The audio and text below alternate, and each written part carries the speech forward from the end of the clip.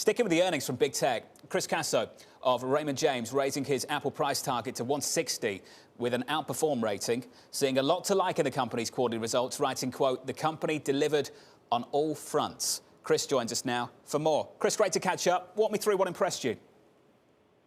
Well, good morning. Really, this is what we have been waiting for some time with regard to the 5G cycle. The December revenue was a quarterly record. Was much better than what the street had expected, and that was particularly interesting in light of the pandemic, where you had a number of stores that were closed, as well as the fact that the phones came out later in the season than normal, and therefore there was less time to sell them. So really quite an extraordinary result in light of all the conditions that were underway. Widely expected, though, Chris, and the stock kind of sideways since early September. What do you make of that, Chris?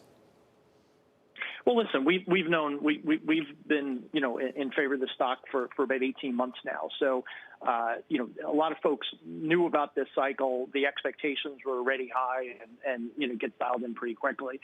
And certainly, even 3 months ago, certainly not today, you're not buying Apple for this current iPhone 12 cycle. You're buying it for what's happening next year, and that's really the question right now. And our view is that the 5G cycle is not a one-year cycle, it's a two-year cycle.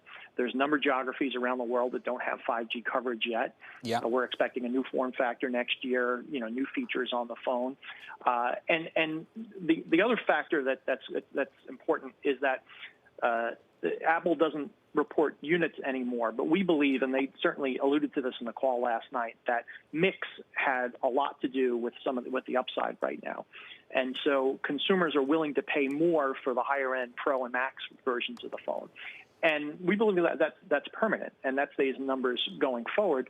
In addition, because we don't think the units blew out to the upside, that means that demand wasn't pulled forward from next year. And the bottom line is we think this 5G cycle is at least a two-year cycle in terms of people upgrading from 4G. Chris, just to finish on this final point, I think many people familiar with this program and who know me know that I'm very respectful of the homework that goes into things on the south side. I just wonder for you at the moment, in this very moment, Chris, how difficult it is to come up with a multiple to put on a name like Apple, given the mania, the craziness happening all around us. Yeah, and I agree. It is difficult. I think what's happened. Apple's multiple has re-rated over the last year, anyhow, before all the recent craziness had started.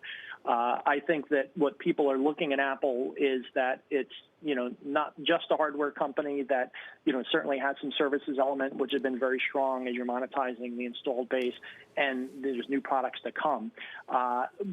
In any time when you're in uncharted territory, and Apple certainly is in uncharted territory regarding where the multiple is now, it's hard to peg down and say this is absolutely the correct multiple. Our approach is that if we think that numbers are still going up and the trends are in the right direction, we're still willing to own it.